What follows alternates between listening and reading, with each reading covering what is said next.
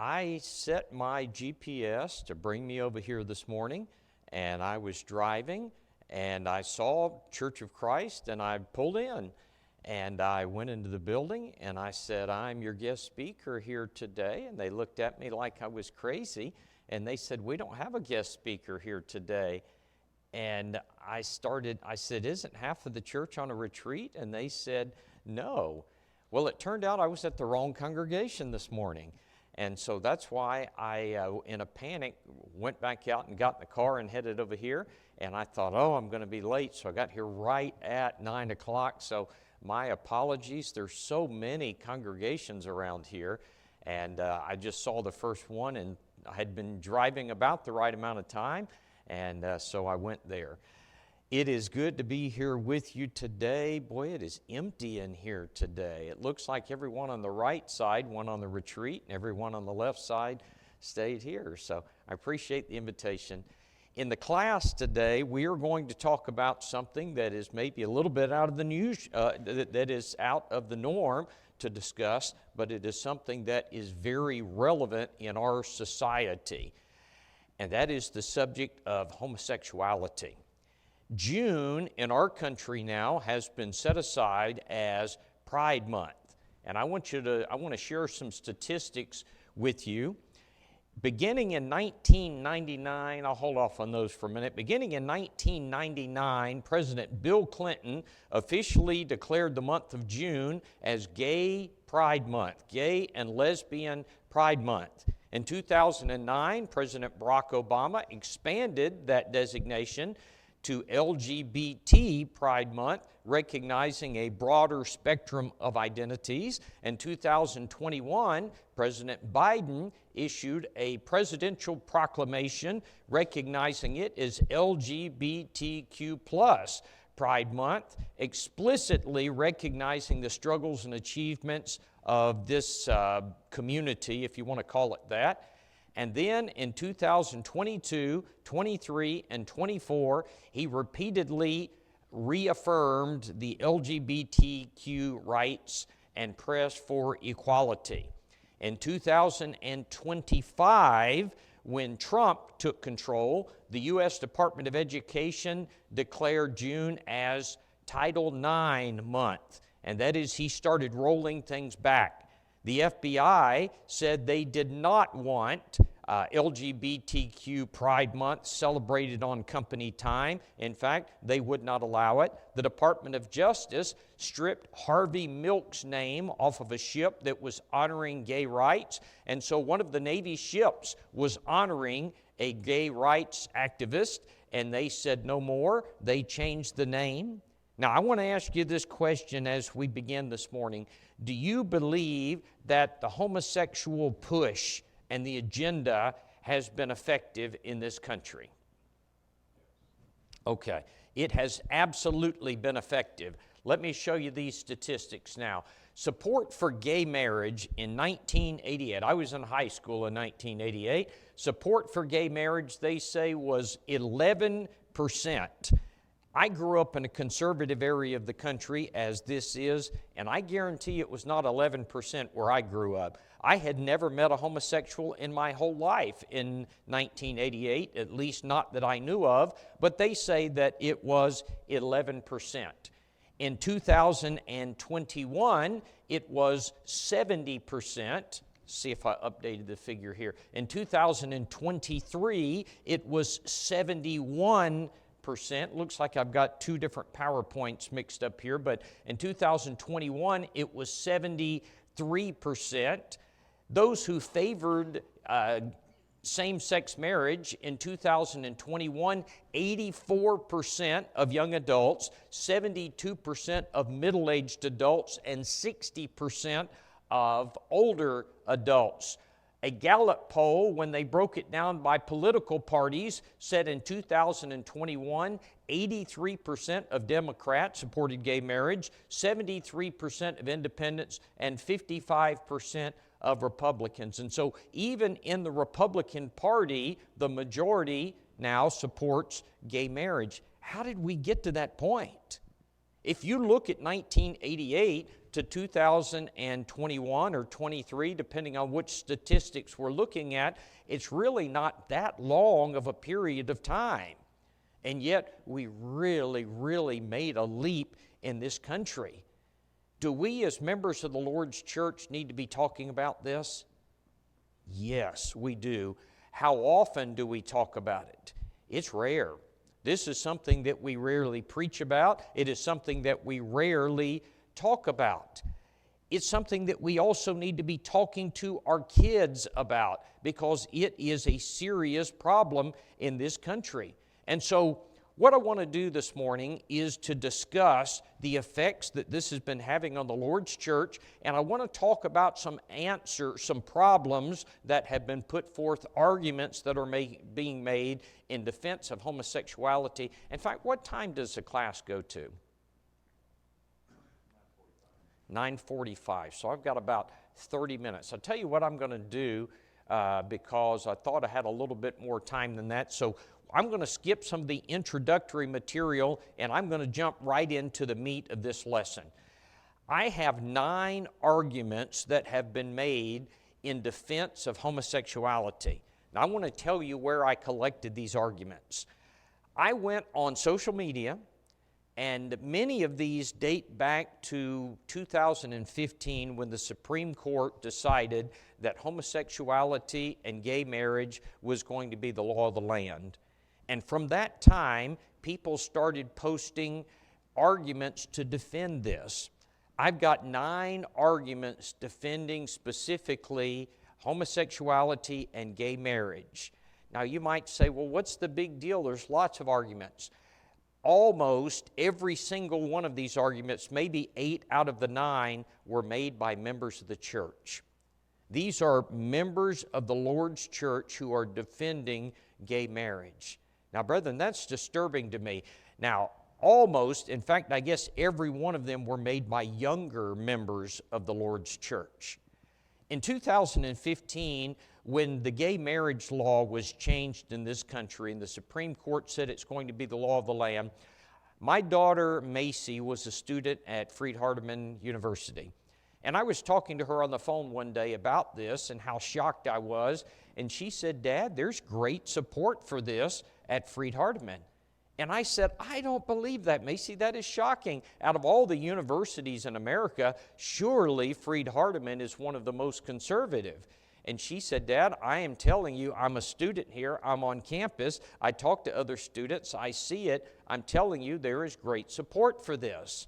Later, I talked to Brother Dan Winkler, who was teaching there, and I said, my daughter said there's great support for this on campus. Is that true? And he said, oh yeah, that's true, Don. And he said, remember that a college campus is nothing but a microcosm of society. And I got to thinking about that. What is the age of college students? 18 to 22?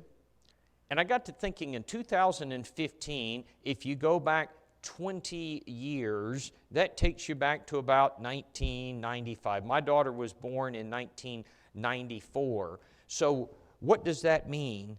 For their entire lifespan, they had been taught that this is normal, this is right. If you oppose this, you are a bigot. And so they'd seen it on television, they'd seen it in social media. It would be natural that they would support this. Now, the older you go, the less support there is for it. In my generation, we never heard that. People did not support it. It was not viewed as okay. If you go back to my generation, Generation X, support for it is much lower. If you go to the baby boomers, support is even lower. So what I'm going to do is we're going to look at these arguments. Most of them were made by millennials or younger, and we're going to talk about them. So here is the first argument that I saw made, and that is that all sins are the same in the eyes of God. No one sin is worse than another. Why did people make this argument? What they were saying is, we don't know why you Generation X and boomers, we don't know why you're so upset about gay marriage. It's not like it's worse than any other sin. All sins are the same in the eyes of God. Have you ever heard that argument? Raise your hand if you've heard that. All sins are the same in the eyes of God. Okay, some have, a few people apparently haven't heard it, but this is an argument I have heard many times.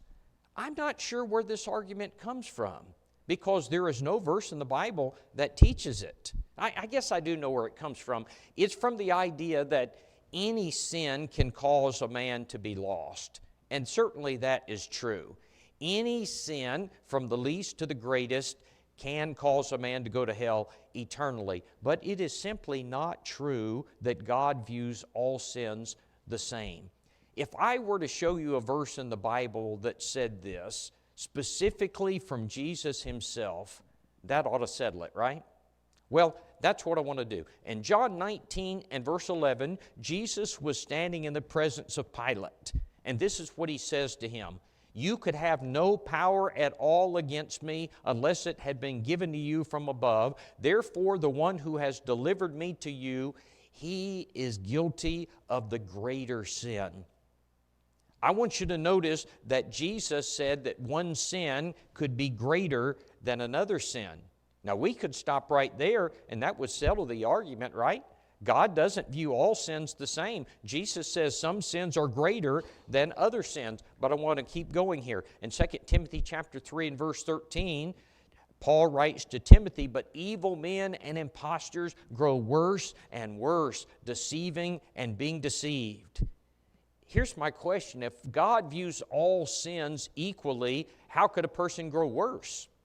It seems like there'd just be a level. There'd be nothing less than that, and there'd be nothing greater if all sins are the same in the eyes of God. How about this? Psalm 19, the King James describes what is called secret and presumptuous sins. Now, that language in the King James is a little bit deceiving to us because we would say it differently. What he means instead of secret and presumptuous is sins of ignorance and sins of full knowledge. Sometimes you sin and you don't know it's a sin.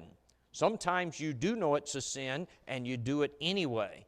Psalm 19 and verse 13 calls the sin of full knowledge. In other words, when you know it's a sin and you do it anyway, it refers to it as the great transgression. Now, what does that mean? If you commit a sin of ignorance, it's still a sin. But if you know it's a sin and you shake your fist in the face of God and say, I'm going to do it anyway, God views that more seriously. And we understand that, don't we? If we were dealing with our own kids and we told them, don't do so, and they say, well, Dad, I didn't know that was wrong. You would say, well, it's wrong, just don't do it. Okay, it's all right. But if you told them, don't you dare do that, and they said, I'll do what I want to do you view those two things the same? We don't view those the same, and neither does God. That is the point. God doesn't view all sins the same. How about this? Proverbs chapter 6 and verse 16 says, these 6 things doth the Lord hate, yea, 7 are an abomination to him. What we have there is a list of 7 things that God finds particularly offensive to him. He says these sins are way up there. Here's the top 7 sins that are offensive to me. If God views all sins the same, what's the point of that list? I don't even understand the point of it if he views all sins the same. How about this? Exodus chapter 32 and verse 30. Moses is up on the mountain receiving the 10 commandments. When he is up on the mountain, do you remember what the children of Israel were doing at the base of the mountain? You remember, what were they doing? They were building the golden calf. And so Moses comes down and he sees them building the golden calf, and they're dancing around it, and they're engaging in immorality, and they're worshiping this idol that they had built. And this is what Moses says in Exodus 32 and verse 21. He says to his brother Aaron, how have you sinned and brought so great a sin upon the people? That is, he says, Aaron, you've done a very serious thing. This is a great sin. This is way up there. You have made an idol. And you remember what he said? He said, this is the God who brought you out of the land of Egypt. He says this is way serious. This is not a regular sin. This is a seriously high sin. How about this? 1 Samuel chapter 2, 22 through 24 discusses the fact that some sins are against other men and some sins are against God. Now, I'm not going to get into the difference right now, except to say not all sins are the same. God views them differently. 1 John chapter 5 and verse 16 says, there's a sin unto death, there's a sin not unto death. What does that mean? Not all sins are the same. How about this one? 2 Peter chapter 2 and verse 20, Peter talks about a person who becomes a Christian and then he goes back into his former sin, and the Bible says the latter end is worse with them than the beginning. It would have been better for him not to have known the way of righteousness than after having known it to turn from the holy commandment delivered unto him. One more. 1 Timothy chapter 5 and verse 8 says, if any man will not provide for his own, especially those of his own household, he has denied the faith, and he is what? Worse than an unbeliever. If a man won't take care of his own house, he is worse than an unbeliever. Why is that? A person who doesn't even believe in God will take care of his own house. See, not all sins are the same. He said one can be worse than another. You see, the Bible is filled with passages that teach not all sins are the same in the eyes of God. Let me ask you this question. If you see a man running a red light, and you see another man sexually molesting a child, do you think those are the same? Do you view those things the same? I don't view those things the same, and God doesn't view those the same either. We need to stop saying that God views all sins the same, because the Bible does not teach that. Some sins are more offensive and more egregious in the eyes of God than are others, and I could give you 100 verses in the Bible that say that. All right, here's the next one. Sometimes I've heard people say this, well, homosexuals are not hurting anybody, so why don't you just mind your own business? It is said by people who defend homosexuality, and particularly gay marriage, that it doesn't hurt anybody else. Just let them live their lives. But the fact is, it is hurting us. In fact, it's hurting the entire country. Proverbs 14 and verse 34 says, righteousness exalts a nation, but sin is a reproach to any people.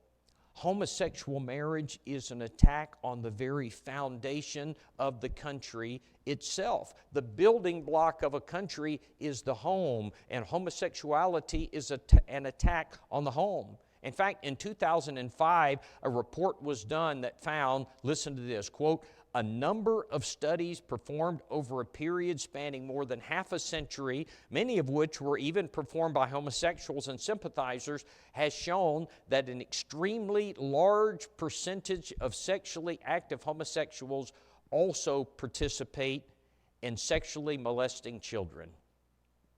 What does that mean? If you look at the percentage of people who are homosexuals, a large percentage of them also sexually molest children. Now, should that be shocking to us? It shouldn't be shocking. One thing I've said many times is sexual perversion begets sexual perversion. Perversion begets perversion.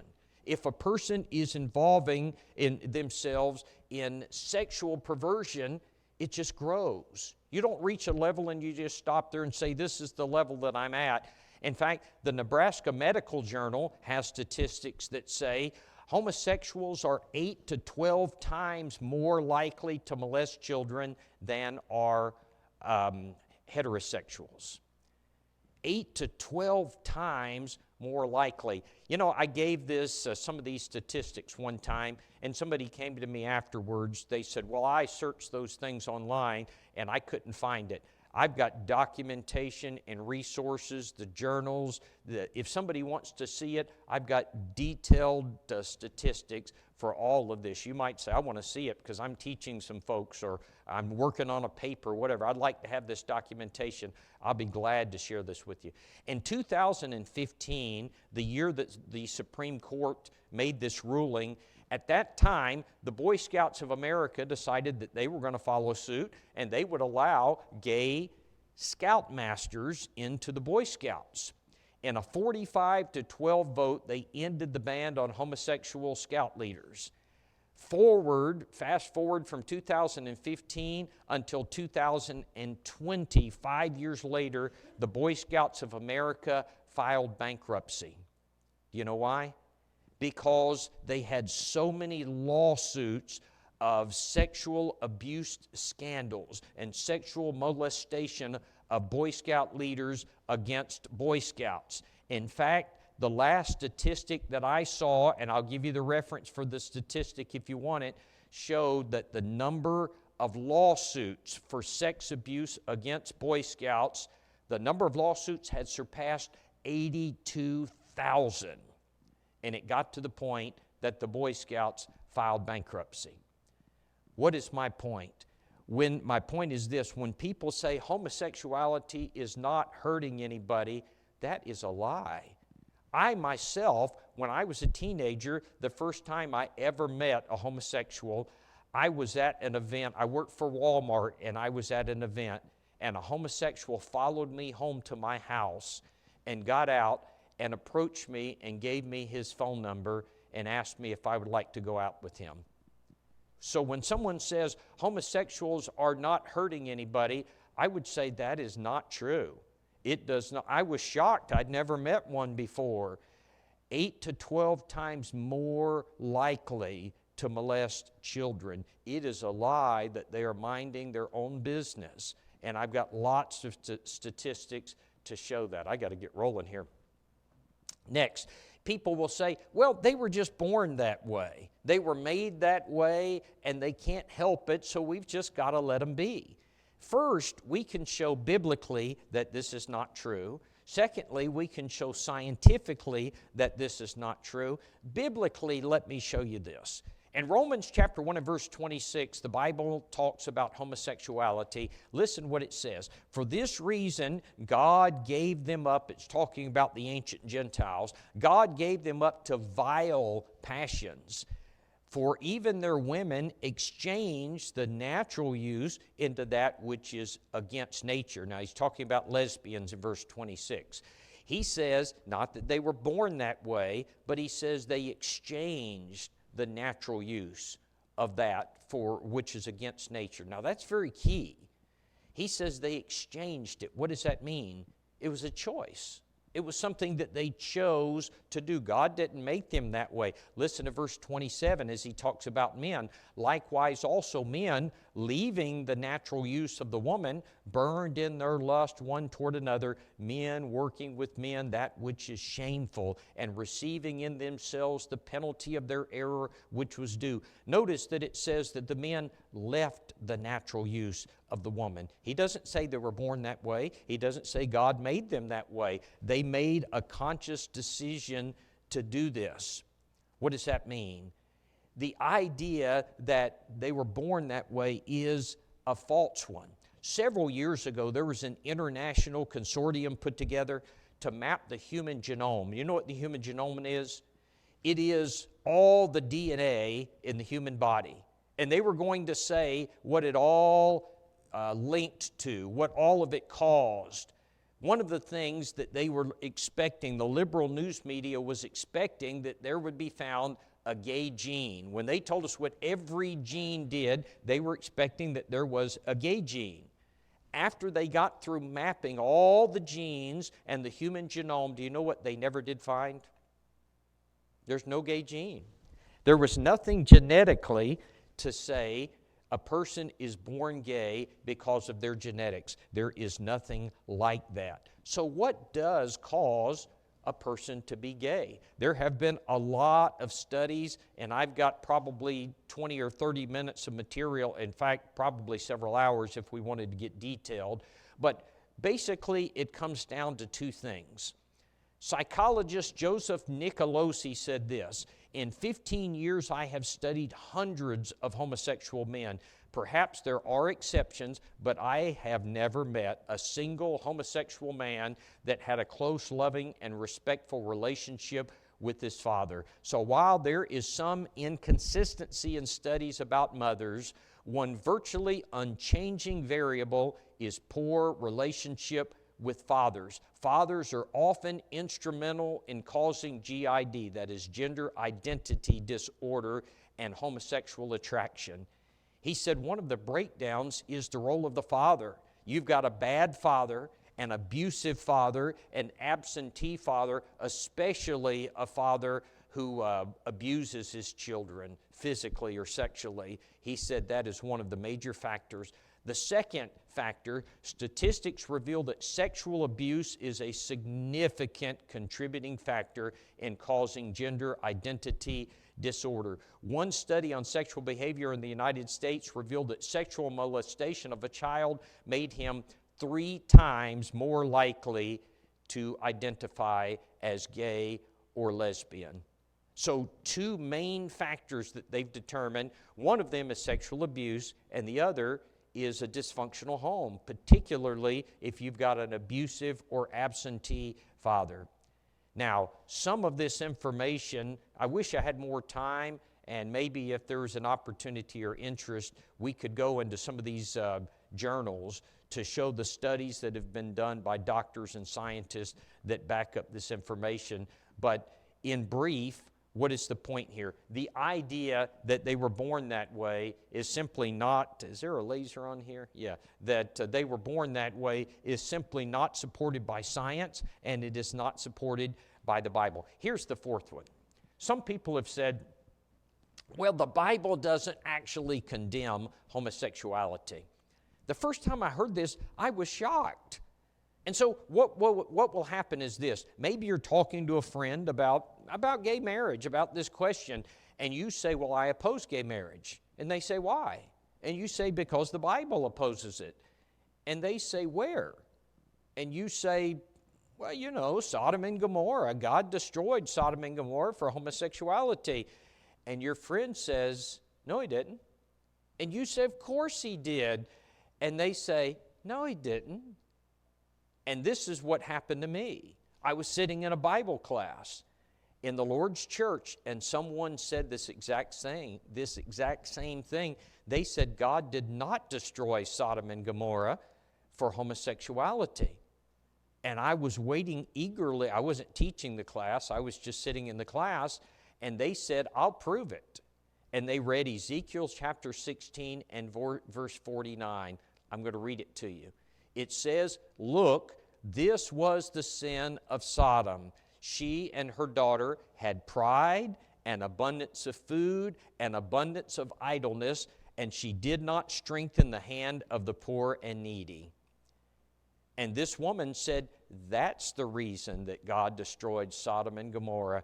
She said, we always say that God destroyed Sodom and Gomorrah for homosexuality, but the Bible specifically tells us, look, this was the sin of Sodom. How do you answer that? I tell you what, I started searching my Bible. My heart was racing. I was thinking, I don't know how to answer that. And so I got to searching. But one thing that I've often said over the years is the answer to almost every false doctrine is usually right there in the context. Now, what do I mean? If you look at a few verses before or a few verses after, usually you can find the answer to almost anything. So, is that true here? Yes. That's Ezekiel 16:49. But if you look at the very next verse, Ezekiel 16:50, listen what it says. It begins with the word and. What does that tell you? There's more to the story. Keep reading. So what does he say? And they were haughty, and they committed abomination. Therefore I took them away. What is he telling us in these verses? He's saying there was a progression of sin. You know, you don't have a godly nation one day and bam, the next day they support homosexuality. That's not the way it happens. There's a progression. And so what he's telling us about Sodom and Gomorrah is this. They got to the point that they were prideful, and then they got to the point that they were full of food. What does that mean? They had plenty of food. There was no hunger, abundance of idleness. They had time on their hands and leisure, and they got to the point that they were lazy, and then they were haughty, and then they committed and embraced abomination. And then the Lord says, I'd had enough.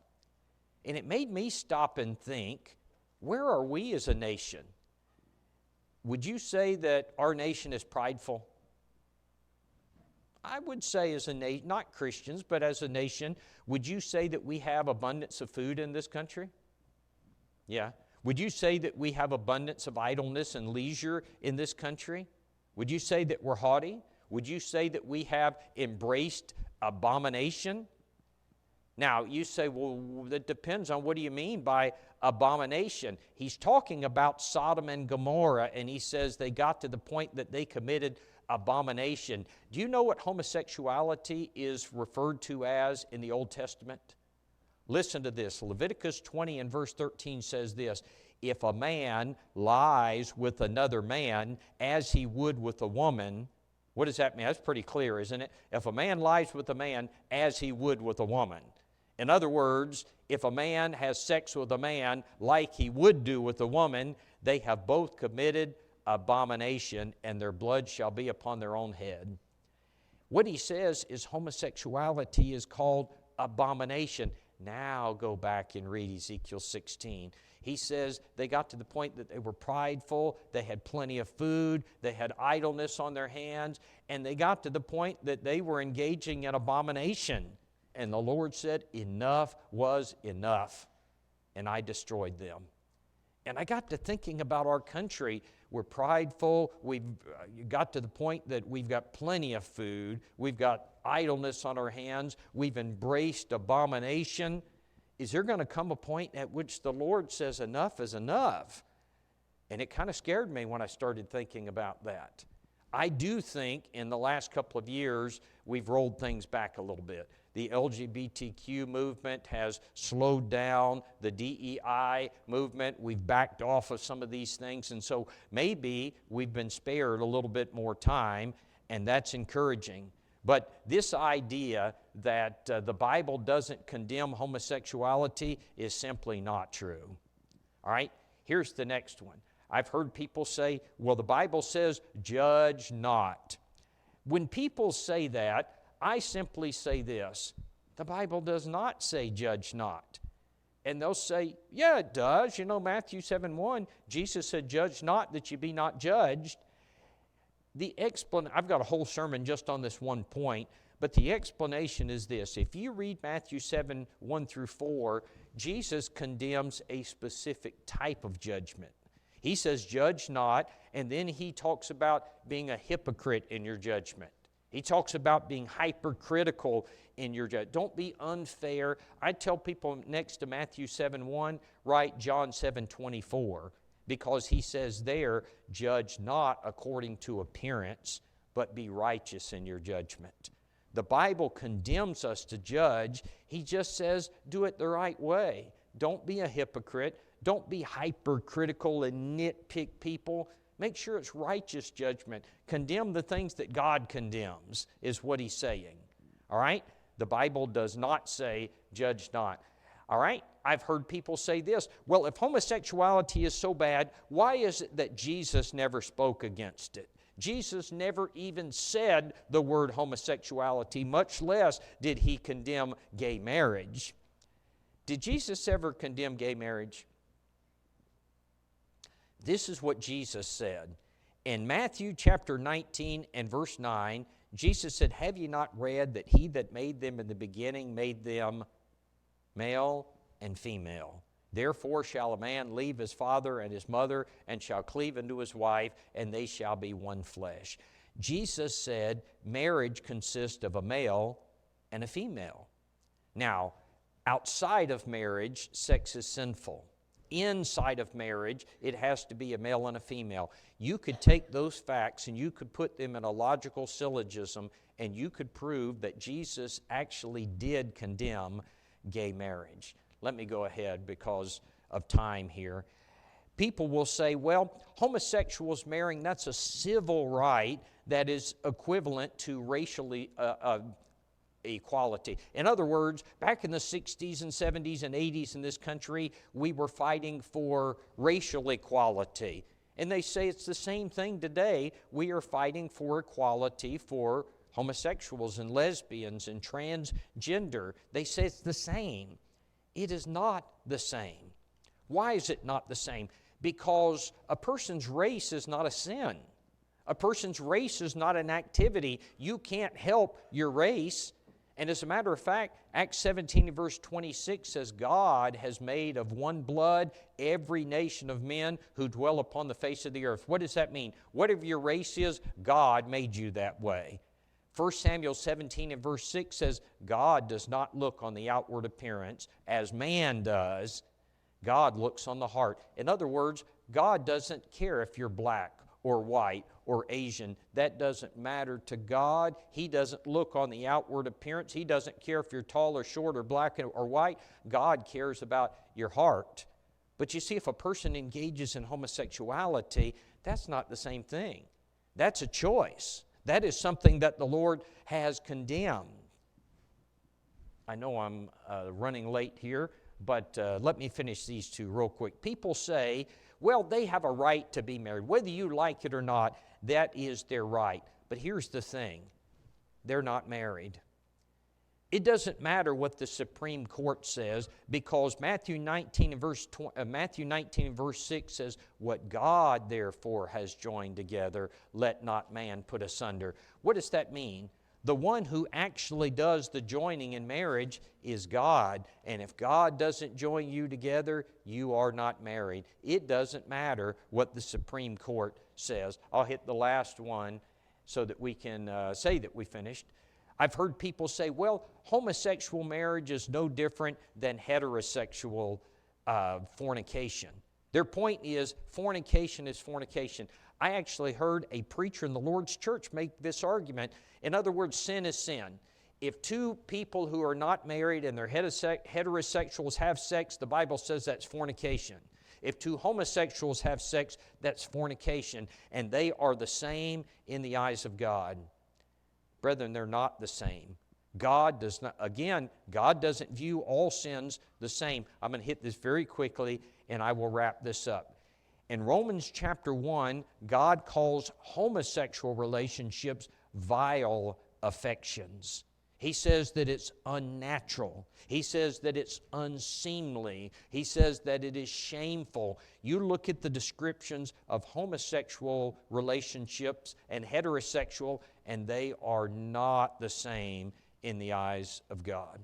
All right, I wish I had more time to get into this, and the main point is, what should we do about it? How should we view it? And the answer is, very quickly, we need to love those people. And we need to teach them that they can obey the gospel, they can repent of this sin, and they can still go to heaven. Sometimes we have an attitude of a hater, and we have an attitude of we don't want anything to do with you, and that's not right. All right, if you have questions or you want any of this information or the statistics, let me know. I'd be glad to share that with you. Thank you for your attention. I appreciate it very much.